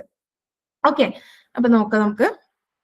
ഇവിടെ നോക്കൂ, ആദ്യം വന്നിട്ടുള്ള digital logic and computer organisation. ഞാൻ പറഞ്ഞു നിങ്ങളോട് നമ്മുടെ CSA എന്ന് പറയല്ലേ, അതിൽ തന്നെ നമ്മുടെ OS ഒക്കെ വരുന്നുണ്ട്. അപ്പൊ total number of questions ask ചെയ്തിട്ടുള്ള 7 ആണ്. അതിൽ നോക്കൂ, കോൺസെപ്റ്റ് ബേസ്ഡ് ആയിട്ടുള്ള തിയറി ബേസ്ഡ് ആയിട്ട് 6 ക്വസ്റ്റ്യനും ആപ്ലിക്കേഷൻ ബേസ്ഡ് ആയിട്ടുള്ള ന്യൂമറിക്കൽ ബേസ്ഡ് ആയിട്ടുള്ള ക്വസ്റ്റ്യൻ 1 ക്വസ്റ്റ്യൻ ആണ് ചോദിച്ചിട്ടുള്ളത്. ദെൻ ഓപ്പറേറ്റിംഗ് സിസ്റ്റം ആയിട്ട് റിലേറ്റ് ചെയ്തിട്ടുള്ള 6 ക്വസ്റ്റ്യൻ ചോദിച്ചിട്ടുണ്ട്. അതിൽ 6ഉം കോൺസെപ്റ്റ് ബേസ്ഡ് ആണ്. ദെൻ ഡാറ്റാബേസ് മാനേജ്മെന്റ് സിസ്റ്റം എടുക്കുകയാണെങ്കിൽ 12 ക്വസ്റ്റ്യൻ ആണ് ടോട്ടൽ വന്നിട്ടുണ്ടായിരുന്നത്. അതിൽ കോൺസെപ്റ്റ് ബേസ്ഡ് ആയിട്ട് 8 ക്വസ്റ്റ്യനും ആപ്ലിക്കേഷൻ ബേസ്ഡ് ആയിട്ട് 4 ക്വസ്റ്റ്യൻസും ഉണ്ടായിരുന്നു. Then web technology 12 question total വന്നിട്ടുണ്ട്. അതിൽ 11 ക്വസ്റ്റ്യനും കോൺസെപ്റ്റ് ബേസ്ഡും 1 ആപ്ലിക്കേഷൻ ബേസ്ഡും ആണ്. ദെൻ ഇവിടെ നോക്കൂ, സോഫ്റ്റ്വെയർ എഞ്ചിനീയറിംഗിൽ 12 ക്വസ്റ്റ്യൻ വന്നതിൽ 9 ക്വസ്റ്റ്യനും തിയറിയാണ് ആൻഡ് 3 ക്വസ്റ്റ്യൻ ആണ് ആപ്ലിക്കേഷൻ ബേസ്ഡ് ആയിട്ട് വന്നിട്ടുണ്ടായിരുന്നത്. അപ്പൊ ഇവിടെ നിങ്ങൾക്ക് ഈ ക്വസ്റ്റ്യന്റെ ഒരു നേച്ചർ നോക്കിയാൽ നിങ്ങൾക്ക് മനസ്സിലാകും. നമുക്ക് OS എന്നാണെങ്കിലും CSA എന്നാണെങ്കിലും ഫുള്ളി കോൺസെപ്റ്റുവൽ ആണ്. ഒരു ക്വസ്റ്റ്യൻ ആണ് ആപ്ലിക്കേഷൻ ബേസ്ഡ് ആയിട്ട് വന്നിട്ടുണ്ടായിരുന്നത്. എങ്കിൽ പോലും നമുക്ക് ഈ ബൂളിയൻ എക്സ്പ്രഷൻ ഒക്കെ സോൾവ് ചെയ്യാനും അതുപോലെ ക്യാമാപ്പ് റിലേറ്റഡ് ആയിട്ടൊക്കെ ഡിജിറ്റൽ ലോജിക് എന്നൊക്കെ വരാം. ഓക്കെ, ദെൻ കോൺസെപ്റ്റുവൽ ആയിട്ടുള്ള അനദർ മൊഡ്യൂൾ ആണ് DBMS. വെബ് ടെക്നോളജി വളരെയധികം തിയറി ഡൊമിനൻസ് ഉള്ള മൊഡ്യൂളാണ് വെബ് ടെക്നോളജിയും. അതുപോലെ തന്നെ സോഫ്റ്റ്വെയർ എഞ്ചിനീയറിംഗിൽ നിങ്ങൾ നോക്കേണ്ട ഡെഫിനിഷൻ ആണ്. ഓരോ ഡെഫിനിഷൻസുകളും ഇപ്പൊ നമ്മൾ നേരത്തെ പറഞ്ഞു, SRS software requirement specification. SRS എന്താന്നൊക്കെ നമുക്ക് അറിയുന്നുണ്ടാവും. നമ്മൾ അതിന്റെ ക്യാരക്ടറിസ്റ്റിക്സ് ഒക്കെ ഡിഗ്രിക്കും PGക്കൊക്കെ നമ്മൾ പച്ചവെള്ളം പോലെ പഠിക്കുന്ന അല്ലെ, ഓരോ ക്യാരക്ടറിസ്റ്റിക്, കറക്റ്റ്, കൊഹിറൻറ്റ്, അങ്ങനെ ഒരുപാട് C റിലേറ്റഡ് ആയിട്ട് പഠിക്കുന്നുണ്ടാവും. പക്ഷെ എക്സാമിന് ചോദിക്കുന്നതിൽ ചിലപ്പോൾ SRSുമായിട്ട് ബന്ധപ്പെടാത്ത ചില ടേമുകൾ ചിലപ്പോൾ നമ്മൾ കണ്ടെന്ന് വരാം. അപ്പൊ എന്ത് ചെയ്യാം, കുറച്ചുകൂടി ഇൻഡെപ്തിൽ എന്ത് ചെയ്യുക, ഓരോ ടേമുകൾ മനസ്സിലാക്കി വെക്കുക എന്നുള്ളതാണ് SRS, അതിന്റെ ഫീച്ചേഴ്സുകൾ ഏതൊക്കെയാണെന്നൊക്കെ. ഓക്കെ, അടുത്ത വരുന്നതാണ് നോക്കുക, നമ്മൾ ഡിസ്ക്രീറ്റ് മാത്സ് ആൻഡ് പ്രോബബിലിറ്റിയിൽ വരുന്നത് 14 ക്വസ്റ്റ്യൻസ്. ഞാൻ പറഞ്ഞു നിങ്ങളോട് കോൺസെപ്റ്റ് ബേസ്ഡ് ആയിട്ട് 7 ക്വസ്റ്റ്യനും ആപ്ലിക്കേഷൻ ബേസ്ഡ് ആയിട്ട് 7 ക്വസ്റ്റ്യനും വന്നിട്ടുണ്ടായിരുന്നു. ദെൻ അൽഗോരിതം ആൻഡ് ഡാറ്റ സ്ട്രക്ചേഴ്സിൽ 11 question, concept based 14, application based ആയിട്ട് 7 ക്വസ്റ്റ്യന്. ഇപ്പൊ നമ്മൾ ഡാറ്റ സ്ട്രക്ചേഴ്സിലൊക്കെ നമുക്ക് AVL ട്രീ പറഞ്ഞു അല്ലെ, AVL ട്രീ ആയിട്ട് ബന്ധപ്പെട്ടതും അതുപോലെ ലിങ്ക്ഡ് ലിസ്റ്റ് ഒക്കെ ആയിട്ട് ബന്ധപ്പെട്ടൊക്കെ നമുക്ക് ആപ്ലിക്കേഷൻ ബേസ്ഡിൽ ക്വസ്റ്റ്യൻ ചോദിക്കാം. അതുപോലെ തന്നെയാണ് ഈ കോംപ്ലക്സിറ്റി, നേരത്തെ പറഞ്ഞ പോലെ സോർട്ടിംഗ് അൽഗോരിതത്തിന്റെ കോംപ്ലക്സിറ്റീസ് കണ്ടുപിടിക്കാൻ, അങ്ങനെയൊക്കെ നമുക്ക് പ്രോബ്ലം റിലേറ്റഡ് ആയിട്ട് ക്വസ്റ്റ്യൻസ് എക്സ്പെക്ട് ചെയ്യാവുന്നതാണ്. ഓക്കെ, ദെൻ C പ്രോഗ്രാമിംഗിൽ 8 ക്വസ്റ്റ്യൻ ആണ് ചോദിച്ചിട്ടുള്ളത്. അതിൽ 5ഉം കോൺസെപ്റ്റ് ബേസ്ഡ് ആണ്, 3 എണ്ണമാണ് ആപ്ലിക്കേഷൻ ബേസ്ഡ് ആയിട്ട്. Application based means what, logic oriented ആയിട്ട്, അല്ലെങ്കിൽ നമുക്ക് പറയാം പ്രോഗ്രാം തന്നിട്ട് അതിന്റെ ഔട്ട്പുട്ടിൽ കണ്ടുപിടിക്കാൻ വേണ്ടിയിട്ട് വരും അല്ലെ. നോർമലി അങ്ങനെയാണല്ലോ പ്രോഗ്രാമിംഗ് വരാറുള്ളത്. ദെൻ ജാവ ആൻഡ് C++ പ്രോഗ്രാമിംഗിൽ വരുന്നത് 5 ക്വസ്റ്റ്യൻസ് ആണ് ചോദിച്ചിട്ടുണ്ടായിരുന്നത്. അതിൽ 3 എണ്ണം കോൺസെപ്റ്റ് ബേസ്ഡും 2 എണ്ണം ആപ്ലിക്കേഷൻ ബേസ്ഡ് ആയിരുന്നു. ദെൻ കമ്പ്യൂട്ടർ നെറ്റ്വർക്കുമായിട്ട് റിലേറ്റ് ചെയ്ത് നോക്കൂ, 9 ക്വസ്റ്റ്യന് കോൺസെപ്റ്റ് ബേസ്ഡും ആൻഡ് 4 ക്വസ്റ്റ്യന് ആപ്ലിക്കേഷൻ ബേസ്ഡ് ആണ്. ഒരു മിക്സ്ഡ് കോൺസെപ്റ്റും അതുപോലെ കാൽക്കുലേഷൻസും മിക്സ് ചെയ്ത് വരുന്ന മൊഡ്യൂളാണ് കമ്പ്യൂട്ടർ നെറ്റ്വർക്ക് എന്ന് പറയുന്നത്. ഓക്കെ, ഇനി ഒരു ഡിഫിക്കൽട്ടി ഡിസ്ട്രിബ്യൂഷൻ കൊടുത്തിട്ടുണ്ട്. ഒന്നും കൂടി പറയാണ്, ദിസ് ഈസ് റിലേറ്റഡ് ടു 725/2025 അന്ന് നടന്നിട്ടുള്ള 2023 നടന്നിട്ടുള്ള എക്സാമിന്റെ അനാലിസിസ് ആണ്. ഓക്കെ, അപ്പൊ നോക്കുക, നമ്മൾ ഡിസ്ക്രീറ്റ് മാത്തമാറ്റിക്സ് ആൻഡ് പ്രോബബിലിറ്റിയിൽ 14 ക്വസ്റ്റ്യൻ ചോദിച്ചിട്ടുണ്ട്. ഞാൻ പറഞ്ഞു നിങ്ങളോട് ഏറ്റവും ബേസിക് ലെവലിനാണ് ചോദിക്കാറുള്ളത് ഡിസ്ക്രീറ്റ് മാത്സ്. നിങ്ങളിപ്പോൾ ആ സിലബസിൽ കൊടുത്തിട്ടുള്ള ഓരോ കാര്യങ്ങളും അതിൽ ഓരോ പ്രോബ്ലംസ് നിങ്ങൾ വർക്ക്ഔട്ട് ചെയ്തിട്ടുണ്ട് എന്നുണ്ടെങ്കിൽ നിങ്ങൾക്ക് 10 മാർക്കും 10 ക്വസ്റ്റ്യന്റെ 10 മാർക്കും നിങ്ങൾക്ക് അവിടെ കിട്ടും. ഓക്കെ, പിന്നെ മോഡറേറ്റ് ലെവലിൽ 3 കണ്ടോ, അഡ്വാൻസ് ലെവലിൽ 1 ക്വസ്റ്റ്യനെ ചോദിച്ചിട്ടുള്ളൂ. പിന്നെ ഡിജിറ്റൽ ലോജിക്കിൽ വരുന്ന സമയത്ത് ബേസിക് ലെവലിൽ 5ഉം മോഡറേറ്റ് ലെവലിൽ 2ഉം, ഓപ്പറേറ്റിംഗ് സിസ്റ്റം ബേസിക് ലെവലിൽ 5ഉം മോഡറേറ്റ് ലെവലിൽ 1ഉം ആണ്. ദെൻ അൽഗോരിതം നോക്കൂ, 4ഉം 5ഉം ആണ് കിടക്കുന്നത് അല്ലെ, അതുപോലെ 2ഉം കിടക്കുന്നുണ്ട്. അപ്പൊ അൽഗോരിതം കുറച്ച് ഇമ്പോർട്ടന്റ് ആയിട്ട് നിങ്ങളൊന്ന് ഗോ ത്രൂ ചെയ്യേണ്ട മൊഡ്യൂളാണ് അൽഗോരിതം എന്ന് പറയുന്നത്. ദെൻ C പ്രോഗ്രാമിംഗ് 4, 3, 1 എന്നുള്ള രീതിയിലാണ് ഡിസ്ട്രിബ്യൂഷൻ കിടക്കുന്നത്. ദെൻ ജാവന്റെ കേസിൽ നോക്കൂ, 5 ക്വസ്റ്റ്യൻ ചോദിച്ചതിൽ 3 എണ്ണം ബേസിക് ലെവലും 2 എണ്ണം മോഡറേറ്റ് ലെവലും, 1 0 ആയിട്ടാണ് അഡ്വാൻസ് ലെവലിൽ ക്വസ്റ്റ്യൻസ് ഒന്നും വന്നിട്ടുണ്ടായിരുന്നില്ല. ദെൻ DBMSന്റെ കേസിൽ 12 ക്വസ്റ്റ്യനിൽ 6 എണ്ണം ബേസിക്കും 5 എണ്ണം മോഡറേറ്റും 1 അഡ്വാൻസ് ലെവലും ആണ് ചോദിച്ചിട്ടുണ്ടായിരുന്നത്. വെബ് ടെക്നോളജിയിൽ 12 ക്വസ്റ്റ്യൻ ചോദിച്ചതിൽ 11 എണ്ണം ബേസിക് ലെവലാണ്, 1 മാത്രമാണ് moderate level. Okay, then computer നെറ്റ്വർക്കിന്റെ കേസിൽ 13 ക്വസ്റ്റ്യനിൽ 9 എണ്ണം ബേസിക് ലെവലും 3 8 മോഡറേറ്റ് ലെവലാണ് ചോദിച്ചിട്ടുള്ളത്. സോഫ്റ്റ്വെയർ എഞ്ചിനീയറിംഗ് നേരത്തെ പറഞ്ഞു ബേസിക് ലെവലിൽ 8 ക്വസ്റ്റ്യനും ആൻഡ് 4 ക്വസ്റ്റ്യൻ നമുക്ക് മോഡറേറ്റ് ലെവലും കാണാം. ഇത് ജസ്റ്റ് ഒന്ന് നിങ്ങളൊന്ന് അനലൈസ് ചെയ്യുക എന്ന് മാത്രമേ ഉള്ളൂ. നിങ്ങൾക്ക് പഠിച്ചാൽ കിട്ടും എന്നുള്ളൊരു കോൺഫിഡൻസ് നിങ്ങൾക്ക് തോന്നണം. ബേസിക് ലെവലായിട്ട് ഒരുപാട് ക്വസ്റ്റ്യൻസ് പല മൊഡ്യൂൾസിൽ നിന്നായിട്ട് ചോദിച്ചിട്ടുണ്ട്. അപ്പൊ നിങ്ങൾ ഒന്ന് ആഞ്ഞു പഠിച്ചാൽ നിങ്ങൾക്ക് കിട്ടും. ഓക്കെ, ഇനി ഇവിടെ നോക്കാം. നമുക്ക് ഇപ്പൊ കഴിഞ്ഞിട്ടുള്ള നമ്മുടെ ഞാൻ പറഞ്ഞ പോലെ 725/2025 കാറ്റഗറി നമ്പറിൽ വന്നിട്ടുള്ള യൂണിവേഴ്സിറ്റീസ് ഇൻ കേരളയിലോട്ട് വിളിച്ചിട്ടുള്ള പ്രോഗ്രാമർ പോസ്റ്റിന്റെ ആ ഒരു നമ്പർ ഓഫ് ക്വസ്റ്റ്യൻ നിങ്ങൾക്കറിയാം 100 ക്വസ്റ്റ്യൻ ആയിരിക്കും ഉണ്ടായിരിക്കുക. അതിൽ 68 തിയറിയാണ്, 32 പ്രോബ്ലം ബേസ്ഡ് ആയിട്ട് ചോദിച്ചിട്ടുണ്ടായിരുന്നത്. അപ്പൊ ടോട്ടൽ ക്വസ്റ്റ്യൻ പെർസെൻറ്റേജിൽ 68% കോൺസെപ്ച്വൽ അല്ലെങ്കിൽ തിയറി ക്വസ്റ്റ്യൻസ് ആണെന്ന് പറയാം. 32 ക്വസ്റ്റ്യൻസ് എന്തായിരുന്നു, അനലിറ്റിക്കൽ അല്ലെങ്കിൽ നമുക്ക് പറയാം പ്രോബ്ലം ബേസ്ഡ് ആയിട്ടുള്ള ക്വസ്റ്റ്യൻസ് ആയിരുന്നു എന്ന് പറയാം. ഓക്കെ, ഇനി ഞാനിവിടെ നിങ്ങൾക്ക് 2-3 ക്വസ്റ്റ്യൻസ് കൊടുത്തിട്ടുണ്ട്. അപ്പൊ നമ്മൾ വെബിനാർ ആണ്, നമ്മൾ ഒരു ഓറിയന്റേഷൻ പോലെ നിങ്ങൾക്ക് തരികയാണ്. പക്ഷെ നിങ്ങൾ ഒന്ന് കാണണം, അതായത് ഇപ്പൊ കഴിഞ്ഞിട്ടുള്ള ക്വസ്റ്റ്യൻസുകൾ ഏതൊക്കെയാണെന്ന് ഇപ്പൊ നിങ്ങൾ എല്ലാവരും ചെക്ക് ചെയ്തിട്ടുണ്ടോ എന്ന് അറിയില്ല. ക്വസ്റ്റ്യൻസുകളൊക്കെ ഗോ ത്രൂ ചെയ്തിട്ടുണ്ടോ, ആൻസർ കീസ് ഒക്കെ നോക്കിയിട്ടുണ്ടോ എന്ന് അറിയില്ല. നമുക്ക് നോക്കാം അല്ലെ. ആദ്യത്തെ ക്വസ്റ്റ്യൻ ആണ്, it is related to discrete mathematics. ഞാൻ നിങ്ങളോട് പറഞ്ഞു ഡിസ്ക്രീറ്റ് മാത്സിൽ നമുക്ക് ബേസിക് ലെവലാണ് ക്വസ്റ്റ്യൻസ് വരിക. അപ്പൊ ഈ ഒരു ക്വസ്റ്റ്യൻ കണ്ടാൽ തന്നെ നിങ്ങൾക്ക് അറിയാം it is a very basic question അല്ലെ. എന്താ ക്വസ്റ്റ്യൻ ചോദിച്ചിട്ടുള്ളത്, the contrapositive of the statement if it is raining then I get wet is. അപ്പൊ നമുക്ക് 4 ഓപ്ഷൻസ് തന്നിട്ടുണ്ട്. അപ്പൊ നിങ്ങൾക്ക് അറിയാവുന്ന ആളുകളാണെങ്കിൽ ഒന്ന് ചാറ്റ് ബോക്സിൽ ഇട്ടേ ഈ ഒരു ക്വസ്റ്റ്യന്റെ ആൻസർ. ഓക്കെ, സോ നമുക്ക് നോക്കാം എന്താണ് ക്വസ്റ്റ്യൻ ചോദിച്ചിട്ടുള്ളത്, എന്താണ് ഇതിന്റെ ആൻസർ. കറക്റ്റ് ഓപ്ഷൻ എ ആണ് കേട്ടോ. ഓക്കെ, അപ്പൊ ഇതിന്റെ കറക്റ്റ് ആൻസർ ഓപ്ഷൻ എ ആണ് കേട്ടോ. അപ്പൊ എന്താണ് നമ്മളോട് ചോദിച്ചിട്ടുള്ളത്, ഓക്കെ, നമ്മൾ ചോദിച്ചിട്ടുള്ളത് എന്താ, കോൺട്രാപോസിറ്റീവ് ഓഫ് ദ സ്റ്റേറ്റ്മെന്റ് ആണ് ചോദിച്ചിട്ടുള്ളത്. അപ്പൊ ഇവിടെ ഒരു സ്റ്റേറ്റ്മെന്റ്, ഓക്കെ, ഇവിടെ നമുക്കൊരു സ്റ്റേറ്റ്മെന്റ് തന്നിട്ടുണ്ട്, ഇവിടെ ഒരു സ്റ്റേറ്റ്മെന്റ് തന്നിട്ടുണ്ട് അല്ലെ. ഇഫ് ഇറ്റ് ഈസ് റെയിനിങ് എന്ന് പറയുന്നത് പി ആണ്. ഓക്കെ, ദെൻ ഐ ഗെറ്റ് എന്ന് പറയുന്നത് എന്താണ്, ക്യൂ ആണ്. അപ്പൊ 2 കണ്ടീഷണൽ സ്റ്റേറ്റ്മെന്റ്സ് ഉണ്ട്. നമ്മൾ കണ്ടീഷണൽ ആയിട്ട് എങ്ങനെ പറയാം, പി ഇംപ്ലൈസ് ക്യൂ, ഇങ്ങനെയല്ലേ നമ്മൾ പറയാം, പി ഇംപ്ലൈസ് ക്യൂ. അപ്പൊ കോൺട്രാ പോസിറ്റീവ് ആവുന്ന കേസിൽ നമ്മൾ എങ്ങനെയാ പറയാ, കോൺട്രാ പോസിറ്റീവിന്റെ കേസിൽ negation Q implies negation P ആണ് അല്ലെ. Not Q implies not P. അപ്പൊ ഇവിടെ ആൻസർ ആയിട്ട് എന്താ വരിക, അതായത് ക്യൂനെ നെഗേഷൻ ചെയ്യണം. അതായത് if I do not get wet this is negation Q, then it is not raining that is negation P. അപ്പൊ എന്താണ് ആൻസർ ആയിട്ട് വരിക, ഓപ്ഷൻ എ ആണ് ആൻസർ ആയിട്ട് വരിക. അപ്പൊ നിങ്ങൾ മനസ്സിലാക്കുക 2 സ്റ്റേറ്റ്മെന്റ്സുകൾ ഉണ്ട് നമുക്ക്, പി എ ക്യൂ. അപ്പൊ അതിന്റെ കണ്ടീഷണൽ സ്റ്റേറ്റ്മെന്റ് നമ്മൾ എങ്ങനെ പറയാം, പി ഇംപ്ലൈസ് ക്യൂ എന്നാണ് പറയാ അല്ലെ.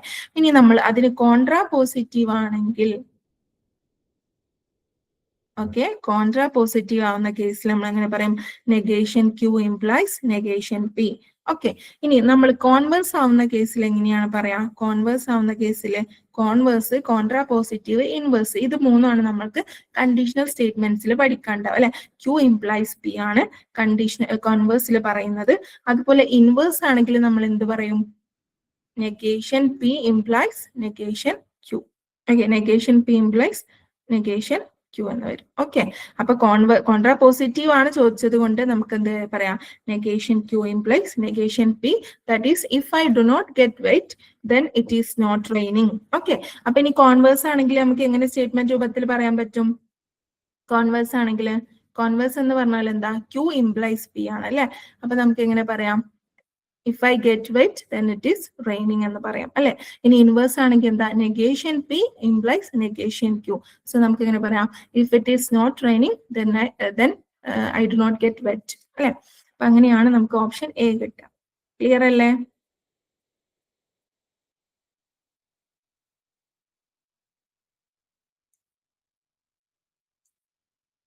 Any doubt?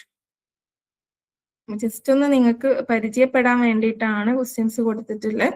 ഓക്കെ, ഓക്കെ, ഇനി അടുത്തൊരു ക്വസ്റ്റ്യൻ നമുക്ക് നോക്കാം.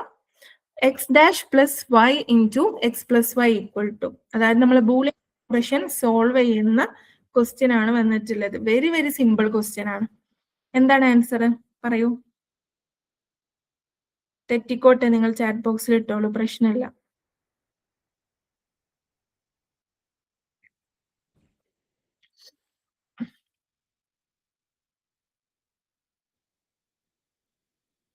യെസ് അനീഫ, സി ആണ് കറക്റ്റ് ആൻസർ അല്ലെ.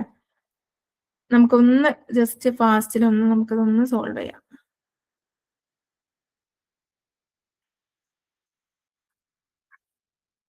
ഓക്കെ, സോ നമുക്ക് തന്നിട്ടുള്ള എന്തൊക്കെയാണ്?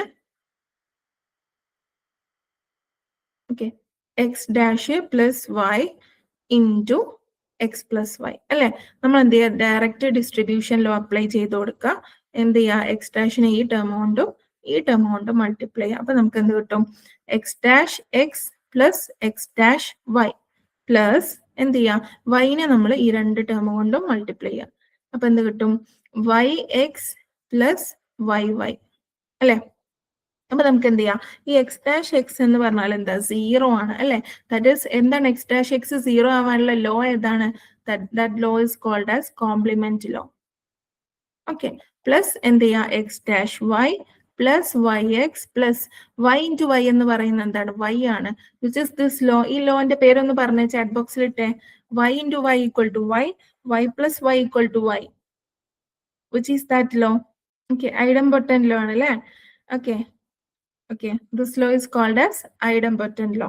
ഐഡംപൊട്ടന്റ് ലോ ആണ്. അപ്പൊ നമുക്ക് എന്ത് കിട്ടും? വൈ എന്ന് കിട്ടും. അപ്പൊ ഇനി എന്ത് ചെയ്യാം, നമ്മൾ 0 പ്ലസ് ഇനി എന്ത് ചെയ്യാം, ഇതിൽ കോമൺ ടേമിനെ നമ്മൾ പുറത്തെടുക്കാം. അപ്പൊ എക്സിനെ പുറത്തെടുക്കുന്ന സമയത്ത് നമുക്ക് എന്ത്, സോറി വൈനെ നമ്മൾ പുറത്തെടുക്കാം. 0 പ്ലസ് വൈനെ നമ്മൾ പുറത്തെടുക്കുന്ന സമയത്ത് X dash plus X plus Y എന്ന് കിട്ടും. ഇനി 0 നമ്മൾ ആഡ് ചെയ്യണ്ട. അപ്പൊ എക്സ് ഡാഷ് പ്ലസ് എക്സ് എന്ന് പറയുന്നത് എന്താണ്? 1 ആണ്. That law is called as complement law. ഒരുപാട് ബൂളിയൻ ലോസ് നിങ്ങൾ പഠിക്കുന്നുണ്ടാവും, അതൊക്കെ കറക്റ്റ് ആയിട്ട് പഠിക്കുക. അപ്പൊ എന്ത് കിട്ടും? വൈ ഇൻറ്റു 1 വൈ തന്നെയാണ്. വൈ പ്ലസ് വൈ എന്ന് പറയുന്നത് again idempotent law. Y plus Y equal to Y, Y into Y equal to Y, that is again idempotent law. So option C is the right answer. അങ്ങനെയാണ് നമുക്ക് Y എന്ന് പറഞ്ഞിട്ടുള്ള answer കിട്ടിയത്. Okay, ഇനി നമ്മൾ അടുത്ത ഒരു ക്വസ്റ്റ്യൻ നോക്കാം. This is related to software engineering related ആയിട്ട് വന്നിട്ടുള്ള ക്വസ്റ്റ്യൻ ആണ്. അപ്പൊ നമുക്ക് നോക്കാം അല്ലെ. ക്വസ്റ്റ്യൻ വായിക്കുക. In general which among the following phases consumes the maximum effort in a SDLC software development life cycle. അപ്പൊ നമ്മൾ SDLC എന്താന്ന് പഠിച്ചു, അതിന്റെ മെത്തേഡ്സുകൾ പഠിച്ചു, റിക്വയർമെന്റ് ഡിസൈൻ തൊട്ട് requirement analysis, designing, coding, testing, maintenance, ഇതൊക്കെ നമ്മൾ കാണാപാഠം പഠിച്ചിട്ടുണ്ടാവും അല്ലെ. പക്ഷെ ഓരോ SDLCയിലെ യെസ് അനീഫ, ഡി ആണ് കറക്റ്റ് ആൻസർ അല്ലെ. SDLCയിലെ ഓരോ സ്റ്റെപ്സുകളും ഓരോ ഫേസുകളും ആ ഒരു SDLC ലൈഫ് സൈക്കിളിൽ എത്ര ടൈമാണ് എടുക്കുന്നത് എന്നുള്ളത് നമ്മൾ ചിലപ്പോൾ ബോധേഡ് ആയിരിക്കില്ല അല്ലെ. അപ്പൊ അതെന്നാണ് ക്വസ്റ്റ്യൻ വന്നിട്ടുള്ളത്. അപ്പൊ ആൻസർ വരുന്നത് ടെസ്റ്റിംഗ് ആണ്. അപ്പൊ ഇതൊന്ന് നിങ്ങൾ നോക്കുക. അതായത് ഓരോ ഫേസിലും ഇപ്പൊ മെയിൻ ആയിട്ട് പറയുന്ന റിക്വയർമെന്റ് അനാലിസിസിന്റെ ഫേസിൽ 10 to 15% ഏതാണെന്ന് വരുന്നത് റിക്വയർമെന്റ് അനാലിസിസ്. ഒരു റഫ് എസ്റ്റിമേഷൻ ആണ് കേട്ടോ. അത് depends upon the project type ആണ്. ഇത് റഫ് എസ്റ്റിമേഷൻ ആണ്. നിങ്ങൾ മനസ്സിലാക്കുക, ടെസ്റ്റിംഗ് ആണ് ഏറ്റവും കൂടുതൽ ടൈം എടുക്കുന്നത് എന്ന് മനസ്സിലാക്കുക. ഓക്കെ, അതുപോലെ ഡിസൈനിങ്ങിന് ഒരു റഫ് എസ്റ്റിമേഷൻ 15 to 20% പറയാം. കോഡിംഗ് ഒരു 30 to 35% വരെ നമുക്ക് പറയാൻ പറ്റും. ഇവിടെ കൊടുത്തിട്ടുണ്ട്. ഇപ്പൊ ഓരോ ഫേസുകളും എന്താണെന്ന് നിങ്ങൾക്ക് അറിയുന്ന വിചാരിക്കുന്നു. റിക്വയർമെന്റ് അനാലിസിസ് എന്ന് പറയുമ്പോൾ ക്ലയന്റിന് എന്താണോ വേണ്ടത് അത് അനലൈസ് ചെയ്യുക, അവരുടെ റിക്വയർമെന്റ്സ് നമ്മൾ കളക്ട് ചെയ്യുക, അതാണ് റിക്വയർമെന്റ് അനാലിസിസ്. ഡിസൈൻ ഫേസിൽ എന്ത് ചെയ്യുക, ഈ കളക്ട് ചെയ്തിട്ടുള്ള റിക്വയർമെന്റ്സുകളെ പ്രോപ്പർലി ഡിസൈൻ ചെയ്യുക, ഒരു ബ്ലൂ പ്രിന്റ് ക്രിയേറ്റ് ചെയ്യുക, അവിടെ ക്രിയേറ്റ് ചെയ്യുന്ന ഡോക്യുമെന്റിന്റെ പേര്, ഓരോ കേസിലും ക്രിയേറ്റ് ചെയ്യുന്ന ഡോക്യുമെന്റ്സുകളുടെ പേരും കൂടി ഒന്ന് പാരലി ഓർത്ത് വെക്കുക അല്ലെ. SRS ക്രിയേറ്റ് ചെയ്യും, പിന്നെ എന്ത് ചെയ്യും, SDD അല്ലെ, software design document specification SDD or DDS വെക്കും അല്ലെ. എന്നിട്ട് എന്ത് ചെയ്യും, നമ്മൾ കോഡ് ചെയ്യുന്നു, അവിടെയാണ് ആക്ച്വൽ പ്രോഗ്രാം നടക്കുന്നത്.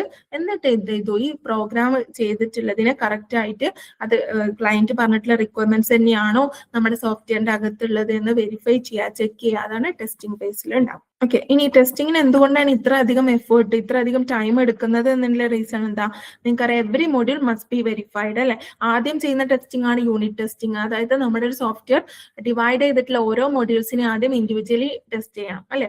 അപ്പൊ ആദ്യം ഓരോന്നിനെയും ഇൻഡിവിജ്വലി ടെസ്റ്റ് ചെയ്യണം. എന്നിട്ട് എന്ത് ചെയ്യണം, ഇന്റഗ്രേഷൻ ടെസ്റ്റിംഗ് ചെയ്യണം. അതായത് ഇൻഡിവിജ്വലി ടെസ്റ്റ് ചെയ്ത ഓരോ മൊഡ്യൂൾസും കമ്പൈൻ ചെയ്തിട്ട് ടെസ്റ്റ് ചെയ്യണം. എന്നിട്ട് കമ്പൈൻ ചെയ്ത ഒരുപാട് മൊഡ്യൂൾസുകൾ ഉണ്ടാവും, അവരെല്ലാരും കൂടി ഒരൊറ്റ സിസ്റ്റം, ഒരൊറ്റ ആപ്ലിക്കേഷൻ ആണ്. ആ ആപ്ലിക്കേഷൻ മൊത്തത്തിലൊന്ന് ടെസ്റ്റ് ചെയ്യണം അല്ലെ. അപ്പൊ ഇങ്ങനെ ഒരുപാട് ടെസ്റ്റിംഗ് കണ്ടക്ട് ചെയ്യണം നമുക്ക്. അതുകൊണ്ട് തന്നെയാണ് ടെസ്റ്റിംഗ് ഏറ്റവും കൂടുതൽ എഫേർട്ട് അല്ലെങ്കിൽ ടൈം ഒക്കെ എടുക്കുന്നത് നമുക്ക് പറയാം. ഓക്കെ, ഈ ഒരു ക്വസ്റ്റ്യൻ ആൻസർ ഒന്ന് പറയൂ. Which among the following does not come under non-functional requirements?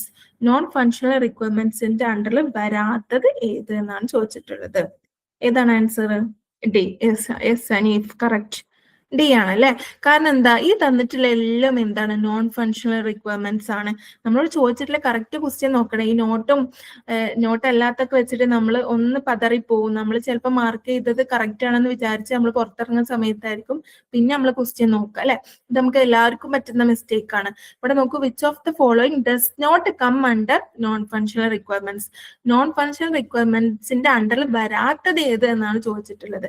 അപ്പൊ ഈ തന്നിട്ടുള്ളതൊക്കെ ഏതൊക്കെയാണ്, നോൺ ഫങ്ഷണൽ റിക്വയർമെന്റ്സ് ആണ്. ഓക്കെ, ഈ തന്നിട്ടുള്ളത് എല്ലാം എന്താണ്, നോൺ ഫങ്ഷണൽ റിക്വയർമെന്റ് ആണ് എന്ന് മനസ്സിലാക്കുക. നോൺ ഫങ്ഷണൽ റിക്വയർമെന്റ് ആണ്, നോൺ ഫങ്ഷണൽ റിക്വയർമെന്റ് ആണ്.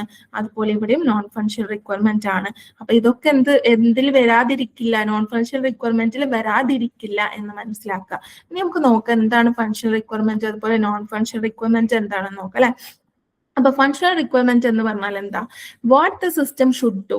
നമ്മൾ ഡെവലപ്പ് ചെയ്യാൻ പോകുന്ന സോഫ്റ്റ്വെയർ സിസ്റ്റം എന്താണ് ചെയ്യാൻ പോകുന്നത്, ആ സോഫ്റ്റ്വെയർ ഇന്റന്റ് ചെയ്തിട്ടുള്ള ഫങ്ഷൻസിനെയാണ് നമ്മൾ നോൺ ഫങ്ഷണൽ റിക്വയർമെന്റ്സ് എന്ന് പറയുന്നത്. ഏറ്റവും ബേസിക് ആയിട്ട് വേണ്ട ലോഗിന് ലോഗൌട്ട് ഒക്കെ എന്താണ്, ഫങ്ഷണൽ റിക്വയർമെന്റ്സ് ആണെന്ന് പറയാം. ഇനി നോൺ ഫങ്ഷണൽ റിക്വയർമെന്റ്സിന്റെ കേസിൽ വരുമ്പോൾ നമ്മൾ പറയും how well the system perform, അല്ലെങ്കിൽ how well the system do എന്ന് പറയാം അല്ലെ. എന്താണോ ചെയ്യുന്നത് അതാണ് ഫങ്ഷണൽ റിക്വയർമെന്റ്. എങ്ങനെയാണോ ചെയ്യുന്നത്, എത്ര കപ്പാസിറ്റിയിലാണോ ചെയ്യുന്നത്, അതിനെ നോൺ ഫങ്ഷണൽ റിക്വയർമെന്റ് എന്നും പറയും. അതിന്റെ എക്സാമ്പിൾസ് ആണ് ഇവിടെ കൊടുത്തിട്ടുള്ളത്. Performance, reliability, scalability, usability, security, അതുപോലെ ഡിസൈൻ ആൻഡ് ഇംപ്ലിമെന്റേഷൻ കൺസ്ട്രെയിൻസ് ഒക്കെ എന്താണ്, നോൺ ഫങ്ഷണൽ റിക്വയർമെന്റ്സ് ആണ്. ഓക്കെ, അപ്പൊ ഇവിടെ കൊടുത്തിട്ടുള്ള ഓരോ നോക്കുക നിങ്ങൾ. ഡിസൈൻ ആൻഡ് ഇംപ്ലിമെന്റേഷൻ കൺസ്ട്രെയിൻസ് എന്താണ്, എങ്ങനെയാണ് സിസ്റ്റം ബിൽഡ് ചെയ്തിട്ടുള്ളത് അല്ലെ. How the system is build which is related to non functional requirements. Next വരുന്നതാണ് maximum number of concurrent users. എന്താ കൺകറന്റ് യൂസേഴ്സ് എന്ന് പറഞ്ഞാൽ, അറ്റ് എ ടൈം ഇപ്പൊ നമ്മൾ ക്രിയേറ്റ് ചെയ്തിട്ടുള്ള software application at a time ഒരാൾ മാത്രമല്ല യൂസ് ചെയ്യുക, ഒരുപാട് ആളുകൾ, ഒരുപാട് ഓഡിയൻസിനായിട്ടാണ് നമ്മൾ ഇത് ലോഞ്ച് ചെയ്യുന്നത് അല്ലെ. അപ്പൊ ഒരുപാട് ഓഡിയൻസ് ഉണ്ടായിരിക്കും നമ്മൾ സോഫ്റ്റ്വെയർ യൂസ് ചെയ്യാൻ. അപ്പൊ അറ്റ് എ ടൈം ഒരുപാട് കൺകറന്റ് യൂസേഴ്സ് ഈ ഒരു സോഫ്റ്റ്വെയർ സിസ്റ്റം യൂസ് ചെയ്യുന്ന സമയത്ത് അവിടെ എന്തുണ്ടാവാൻ പാടില്ല, ഡിലേ ഉണ്ടാവാൻ പാടില്ല അല്ലെ. ഇപ്പൊ നമ്മളൊക്കെ നമ്മുടെ റിസൾട്ട് ഒക്കെ വരുന്ന സമയത്ത്, ചെക്ക് ചെയ്യുന്ന സമയത്ത് സൈറ്റ് ഡൗൺ ആണെന്ന് പറയും. കാരണം എന്താ, അത്രയും റിക്വസ്റ്റ് സെർവറിലോട്ട് പോവാണ്. അപ്പൊ എന്ത് ചെയ്യും, സൈറ്റ് ഹാങ് ആവാണ്, അത്രയും ലോഡ് അവിടെ താങ്ങാൻ പറ്റുന്നില്ല അല്ലെ. അപ്പൊ ഇതൊക്കെ റിലേറ്റ് ചെയ്തിട്ടുള്ള എന്താണ്, അതിന്റെ പെർഫോമൻസ്, സ്കെയിലബിലിറ്റി, അതൊക്കെ എന്താണ്, നോൺ ഫങ്ഷണൽ റിക്വയർമെന്റ് ആണെന്ന് മനസ്സിലാക്കുക. നെക്സ്റ്റ് വരുന്നതാണ് എക്സ്റ്റേണൽ ഇന്റർഫേസസ്. അതായത് നമ്മൾ ക്രിയേറ്റ് ചെയ്തിട്ടുള്ള സോഫ്റ്റ്വെയർ സിസ്റ്റം മറ്റുള്ള സോഫ്റ്റ്വെയർ സിസ്റ്റവുമായിട്ട് എന്ത് ചെയ്യണം, ഇന്ററാക്ട് ചെയ്യാൻ പറ്റണം, അവരുടെ ഇന്റർഫേസുമായിട്ട് കണക്ട് ചെയ്യാൻ പറ്റണം. അതൊക്കെ എന്താണ്, it is related to non functional requirement. Okay, ഇനി ഒരു ക്വസ്റ്റ്യനും കൂടി, ലാസ്റ്റ് ക്വസ്റ്റ്യൻ ആണ്. ഇതും കൂടി ഓപ്ഷൻ ഞാൻ ഡിസ്പ്ലേ ചെയ്ത് കഴിഞ്ഞു അല്ലെ. ഓക്കെ, നമുക്ക് which among the following attributes are considered as highly desirable for a good SRS document. നോക്കണേ, ഇത് PSC ചോദിച്ചിട്ടുള്ള ക്വസ്റ്റ്യൻ ആണ് ഇപ്പൊ ഈ പറഞ്ഞിട്ടുള്ള ക്വസ്റ്റ്യൻസുകളെല്ലാം. അപ്പൊ ഒരു good SRS document, A good software requirement specification document അകത്ത് ഏറ്റവും ഹൈലി ഡിസൈറബിൾ ആയിട്ടുള്ള ആട്രിബ്യൂട്ട് ഏതൊക്കെയാണെന്നാണ് ചോദിച്ചിട്ടുള്ളത്. ഏതാണ്, over specification, wishful thinking, implementation independent, forward references. അപ്പൊ ഇവിടെ ഓപ്ഷൻ സി ആണ് കറക്റ്റ്. അപ്പൊ നമുക്ക് നോക്കാം മറ്റു ഓപ്ഷൻസ് ഒക്കെ എന്താണ് അല്ലെ. എന്താണ് ഓവർ സ്പെസിഫിക്കേഷൻ എന്ന് പറഞ്ഞാല്, ആ പേരിൽ തന്നെ ഉണ്ട് അല്ലെ. എന്താണ് SRS എന്ന് പറഞ്ഞാൽ നിങ്ങൾക്ക് അറിയാമല്ലോ അല്ലെ, നമ്മുടെ റിക്വയർമെന്റ്സിന് കറക്റ്റ് ആയിട്ട്, ഇത് ഫങ്ഷണൽ ഓർ നോൺ ഫങ്ഷണൽ റിക്വയർമെന്റ്സിനെ കറക്റ്റ് ആയിട്ട് സ്പെസിഫൈ ചെയ്യുന്ന ഡോക്യുമെന്റിനെയാണ് നമ്മൾ എന്ത് പറയുക, SRS എന്ന് പറയുന്നത്. ഇനി ഓവർ സ്പെസിഫിക്കേഷൻ എന്ന് പറയുന്നത് എന്താ, അൺനെസസറി ആയിട്ടുള്ള ആവശ്യമില്ലാത്ത കാര്യങ്ങളൊക്കെ കൂടുതൽ നമ്മൾ SRS എഴുതാൻ വേണ്ടി പാടില്ല അല്ലെ. അപ്പൊ റിക്വയർമെന്റുമായിട്ട് ബന്ധപ്പെട്ടിട്ടല്ലാത്ത അൺനെസസറി ഡീറ്റെയിൽസുകളൊക്കെ എഴുതുന്നതിനെയാണ് ഓവർ സ്പെസിഫിക്കേഷൻ എന്ന് പറയുന്നത്. That is not an ideal characteristic of a good SRS. Next വരുന്നതാണ് വിഷ്ഫുൾ തിങ്കിങ്. അതായത് ഹോപ്പ് ഒക്കെ വെച്ചിട്ട്, നമ്മളൊരു പ്രതീക്ഷയൊക്കെ വെച്ചിട്ട് എന്ത് ചെയ്യാൻ പാടില്ല, അൺറിയലിസ്റ്റിക് ആയിട്ടുള്ള, ഒരിക്കലും പ്രാക്ടിക്കൽ അല്ലാത്ത റിക്വയർമെന്റ്സുകളൊന്നും വെറുതെ കൊണ്ട് എഴുതാൻ പാടില്ല. അതൊന്നും പ്രാക്ടിക്കലി റിയൽ ലൈഫിൽ അല്ലെങ്കിൽ നമുക്ക് കോഡ് ചെയ്ത് ടെസ്റ്റ് ചെയ്ത് ലോഞ്ച് ചെയ്യാൻ പറ്റാത്ത ഇംപ്രാക്ടിക്കൽ ആയിട്ടുള്ള കാര്യങ്ങൾ കോഡ് ചെയ്യുന്നതിനെ അല്ല, റിക്വയർമെന്റ് ആയിട്ട് സ്പെസിഫൈ ചെയ്യുന്നതിനെയാണ് നമ്മൾ വിഷ്ഫുൾ തിങ്കിങ് എന്ന് പറയുന്നത്. ഓക്കെ, നെക്സ്റ്റ് വരുന്നത് ഈ ഒരു കാര്യം വിഷ്വൽ തിങ്കിങ് നമ്മൾ വായിക്കുന്ന സമയത്ത് നമുക്കതൊരു വിഷ്വൽ തിങ്കിങ് എന്ന് കേൾക്കുമ്പോൾ ഒരു നല്ലൊരു ഹോപ്പ് അല്ലെ, നല്ലൊരു ഗുഡ് ആയിട്ടുള്ള ഒരു അപ്രോച്ച് കാരണം നമ്മൾ എന്ത് ചെയ്യാം SRSന്റെ ഒരു നല്ലൊരു ആക്ടിവിറ്റി ആയിട്ട് മാർക്ക് ചെയ്യാനുള്ള ചാൻസ് ഉണ്ട്. അതുകൊണ്ട് തന്നെയാണ് വിഷ്വൽ തിങ്കിങ് അവിടെ കൊടുത്തിട്ടുള്ളത്. ഇനി അടുത്ത നോക്കുക forward references. It is not a good SRS characteristic. അതായത് ഇപ്പൊ SRS ഒക്കെ എന്ന് പറയുന്ന ഒരു ബുക്ക് പോലെ ഡോക്യുമെന്റ് പോലെ ആയിരിക്കും, ഒരുപാട് പേജസ് ഉണ്ടായിരിക്കും അല്ലെ. അപ്പൊ എന്ത് ചെയ്യാം, ഇപ്പൊ നമ്മൾ ഫസ്റ്റ് പേജിലൊക്കെ വരുന്ന അല്ലെങ്കിൽ ഇനീഷ്യൽ പേജസിൽ എവിടെയെങ്കിലും നമ്മൾ എന്ത് ചെയ്യാം ഈ ചില സെക്ഷൻസുകൾ മെൻഷൻ ചെയ്യുക. അതായത് ലാസ്റ്റ് പേജിലൊക്കെ SRSന്റെ ഏറ്റവും ലാസ്റ്റ് പേജിലൊക്കെ വരുന്ന ചില സെക്ഷനിൽ പോയി നോക്കാൻ അവിടേക്കുള്ള ഒരു റെഫറൻസ് കൊടുക്കാം. അങ്ങനെ കൊടുക്കുന്ന കേസിൽ എന്താണ്, ഇപ്പൊ ആരാണ് ഈ SRS റീഡ് ചെയ്യുന്നത്, അയാൾക്ക് ആ ഒരു സെക്ഷന്റെ നമ്പർ നോക്കണം, പേജ് നമ്പർ നോക്കണം, കുറെ മറിച്ച് പോകേണ്ടി വരും അല്ലെ. അപ്പൊ അതൊരു നല്ലൊരു ആക്ടിവിറ്റി അല്ല. ഫോർവേഡിൽ റെഫറൻസ് ചെയ്യുന്നത് നല്ലൊരു ആക്ടിവിറ്റി അല്ല. അപ്പൊ ഗുഡ് ആക്ടിവിറ്റി എന്താണ്, ഇംപ്ലിമെന്റേഷൻ ഇൻഡിപെൻഡന്റ് ആയിരിക്കണം. കാരണം എന്താണ്, ഈ SRS നോക്കിയാൽ എന്താണ് ഈ സിസ്റ്റം കൊണ്ട് ഉദ്ദേശിക്കുന്നത് എന്നാണ് കിട്ടേണ്ടത്. അല്ലാതെ സിസ്റ്റം എങ്ങനെയാണ് ബിൽഡ് ചെയ്തിട്ടുള്ളത്, സിസ്റ്റം എങ്ങനെയാണ് ഇംപ്ലിമെന്റ് ചെയ്തിട്ടുള്ളത്, എങ്ങനെയാണ് ഡിസൈൻ ചെയ്തിട്ടുള്ളത്, കോഡിങ് ഏതാ, പ്രോഗ്രാമിംഗ് ലാംഗ്വേജ് ഏതാ, ഇതൊന്നും നോക്കേണ്ട ആവശ്യമില്ല. സോ ഇംപ്ലിമെന്റേഷൻ ഇൻഡിപെൻഡന്റ് ആയിരിക്കണം എന്നാണ് പറയാനുള്ളത്. ഓക്കെ, അപ്പൊ ഇത്രയും ക്വസ്റ്റ്യൻസ് ആണ് ഞാൻ ഈ ഒരു സെഷനിൽ ആഡ് ചെയ്തിട്ടുള്ളത്.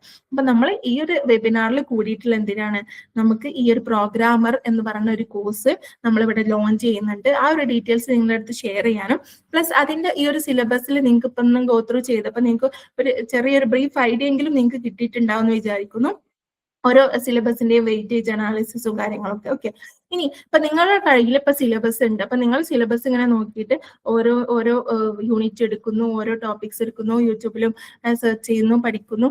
അപ്പൊ അവിടെ നിങ്ങൾക്ക് സ്വയം പഠിച്ചാൽ ഉണ്ടാവുന്ന ഒരു പ്രശ്നം എന്ന് പറയുന്നത് എന്താ വെച്ചാൽ പ്രോപ്പർ ഗൈഡൻസ് ഇല്ലാതെ നിങ്ങൾ പഠിക്കുന്ന സമയത്ത് നിങ്ങൾക്ക് എന്താ വെച്ചാൽ എവിടെയാണ് എംഫസിസ് കൊടുക്കേണ്ടത് എന്ന് നിങ്ങൾക്ക് ചിലപ്പോൾ അറിയുന്നുണ്ടാവില്ല അല്ലെ. ഇപ്പൊ നമുക്കറിയാം ഒരുപാട് കവർ ചെയ്യാണ്ട്, ഒരുപാട് ടോപ്പിക്സുകൾ ഉണ്ട്, ചെയ്യാനുണ്ട്, കവർ ചെയ്യാണ്ട്. അപ്പൊ നമുക്ക് ഇനി മെയ്, ജൂൺ, ജൂലൈ ആ ഒരു രീതിയിലോട്ട് എത്തുന്ന സമയത്ത് ഓരോ യൂണിറ്റിലും കുറെ നേരം നമുക്ക് ചിലപ്പോൾ സ്പെൻഡ് ചെയ്യാൻ വേണ്ടിയിട്ട് പറ്റില്ല. അപ്പൊ എന്ത് ചെയ്യാം, നിങ്ങൾക്ക് പ്രോപ്പർ ഗൈഡൻസ് കിട്ടിയിട്ട് തന്നെ നിങ്ങൾ പഠിക്കണം. എന്നാൽ തന്നെ നിങ്ങൾക്ക് ക്രാക്ക് ചെയ്യാൻ വേണ്ടിയിട്ട് പറ്റുള്ളൂ. അതായത് ഏത് സിലബസിന് കൂടുതൽ ഫോക്കസ് ചെയ്യണം, ഏത് ടോപ്പിക്കിൽ ഇൻഡെപ്തിൽ പോകണം, ഏത് ടോപ്പിക്കിൽ നിങ്ങൾക്ക് റിലാക്സ് ചെയ്യാൻ പറ്റും എന്ന് നിങ്ങൾ കറക്റ്റ് ആയിട്ട് മനസ്സിലാക്കിയിട്ട് പഠിക്കണം. അതിലുള്ള എക്സ്പെർട്ട് ഫാക്കൾട്ടീസ് നമ്മളെ പച്ചവെള്ളത്തിൽ അവൈലബിൾ ആണ്. നിങ്ങൾക്ക് റെക്കോർഡഡ് ക്ലാസ്സുകൾ അവൈലബിൾ ആണ്, മോക്ക് ടെസ്റ്റുകൾ അവൈലബിൾ ആണ്, മെന്റർഷിപ്പ് അവൈലബിൾ ആണ്. നിങ്ങൾക്ക് വേണ്ട അസിസ്റ്റൻസുകളൊക്കെ നമ്മൾ പ്രൊവൈഡ് ചെയ്യുന്നുണ്ട്. ഓക്കെ, അപ്പൊ നമ്മുടെ കോഴ്സ് നമ്മൾ ഓൾറെഡി ബാച്ച് അനൗൺസ് ചെയ്ത് കഴിഞ്ഞു. നമുക്ക് ഓൾറെഡി ഒരു ബാച്ച് കംപ്ലീറ്റ് ആയിട്ടുണ്ട്, ഫിൽ ചെയ്തിട്ടുണ്ട്. നമ്മളൊരു പുതിയ ബാച്ച് കൂടി അനൗൺസ് ചെയ്യുന്നുണ്ട്. It starts on 23 February 23 start ചെയ്യുന്നുണ്ട്. അപ്പൊ നമ്മുടെ ഫീച്ചേഴ്സ് ഞാൻ പറഞ്ഞു കഴിഞ്ഞു. റെക്കോർഡഡ് ക്ലാസ്സുകളാണ് നമുക്കുള്ളത്. ഓക്കെ, പക്ഷെ നമ്മൾ എക്സാം അടുപ്പിച്ചിട്ട് നമ്മൾ എന്ത് ചെയ്യുന്നു, ലൈവ് ക്ലാസ്സുകൾ പ്ലാൻ ചെയ്യുന്നുണ്ട്. എക്സാം അടുപ്പിച്ചിട്ട് ഈ പറഞ്ഞിട്ടുള്ള സിലബസ് കവർ ചെയ്യുന്ന രീതിയിൽ, ക്വസ്റ്റ്യൻസുകൾ ഡിസ്കസ് ചെയ്യുന്ന രീതിയിൽ ലൈവ് ക്ലാസ്സുകൾ പ്ലാൻ ചെയ്യുന്നുണ്ട്. പ്ലസ് എന്ത് ചെയ്യുക, വീക്ക്ലി മോക്ക് ടെസ്റ്റുകൾ കണ്ടക്ട് ചെയ്യും. ഓരോ വീക്കിലും മോക്ക് ടെസ്റ്റ് കണ്ടക്ട് ചെയ്യുന്ന സമയത്ത് നിങ്ങൾ കൂടുതൽ ഓരോ ടോപ്പിക്കുമായിട്ടും ഒന്നും കൂടി നിങ്ങൾ അടുത്ത് ഇടപെടും അല്ലെ. ഓരോ ടോപ്പിക് നിങ്ങൾക്ക് അറിയാത്ത കാര്യമാണ്, പിന്നെ നിങ്ങൾ അത് എന്താണെന്ന് സെർച്ച് ചെയ്യെങ്കിലും ചെയ്യുമല്ലോ. അപ്പൊ അതൊക്കെയാണ് മോക്ക് ടെസ്റ്റിന്റെ ഉപകാരം എന്ന് പറയുന്നത്. ഓക്കെ, അപ്പൊ ഇത്രയാണ് നമ്മുടെ കോഴ്സിന്റെ ഡീറ്റെയിൽസ് എന്ന് പറയുന്നത്. നമ്മുടെ ഫീ വരുന്നത് 1999. ഓക്കെ, ഇത്രയാണ് നമ്മുടെ കോഴ്സിന്റെ ഫീ വരുന്നത്. ഇനി നിങ്ങൾക്ക് എന്തെങ്കിലും കൺസേൺസുകൾ ഉണ്ടെങ്കിൽ നിങ്ങൾക്ക് ചോദിക്കാം, ചാറ്റ് ബോക്സിൽ ഇട്ടോളൂ, അല്ലെങ്കിൽ വോയിസ് ഓൺ ആക്കി ചോദിക്കാം. PYQs വീണ്ടും റിപ്പീറ്റ് ചെയ്യുമോ? അതായത് നമ്മൾ ഇപ്പൊ PSC ചോദിച്ചിട്ടുള്ള ആ ഒരു ക്വസ്റ്റ്യൻ അതുപോലെ തന്നെ ഇനി അടുത്ത PYQന് അടുത്ത എക്സാമിന് ചോദിക്കൂ എന്നാണോ നീ ഉദ്ദേശിച്ചത്? അതാണോ? അങ്ങനെ ചോദിക്കാറുള്ളത് വളരെ റെയർ ആണ് അല്ലെ. ഇപ്പൊ ഈ പ്രോഗ്രാമറിന്റെ കേസിലൊക്കെ പറഞ്ഞപ്പോ കണ്ടില്ലേ, നമുക്ക് കുറെ ടൈം ഡിലേ എടുത്തിട്ടാണ്, ഇത്രയും വർഷങ്ങളൊക്കെ കഴിഞ്ഞിട്ടാണ് ക്വസ്റ്റ്യൻ എക്സാം തന്നെ വരുള്ളൂ. അങ്ങനെ ചോദിക്കില്ല, പക്ഷെ കണക്ഷൻ ഉണ്ടായിരിക്കും, എന്തായാലും കണക്ഷൻ ഉണ്ടായിരിക്കും. ഇപ്പൊ നമ്മൾ അഡ്രസ്സിംഗ് മോഡ്സ് എന്ന് പറഞ്ഞൊരു ടോപ്പിക് പഠിച്ചു കഴിഞ്ഞാൽ അപ്പൊ അതിൽ നിന്നൊരു ക്വസ്റ്റ്യൻ വന്ന് അതേപോലെ തന്നെ ചോദിക്കൂല, പക്ഷെ അത് നമ്മൾ പഠിക്കുക. അപ്പൊ അതിൽ വേറെ ടൈപ്സ് ഓഫ് അഡ്രസ്സിംഗ് മോഡ്സ് എന്ന് ചോദിച്ചാൽ നമുക്ക് ആൻസർ ചെയ്യാൻ പറ്റും. PYQs ഇപ്പൊ ഈ കഴിഞ്ഞിട്ടുള്ള ഈ 100 PYQs നമ്മൾ സോൾവ് ചെയ്യുന്നുണ്ട് നമ്മുടെ ആപ്പിൽ. അപ്പൊ നിങ്ങൾക്ക് ജോയിൻ ചെയ്യാം.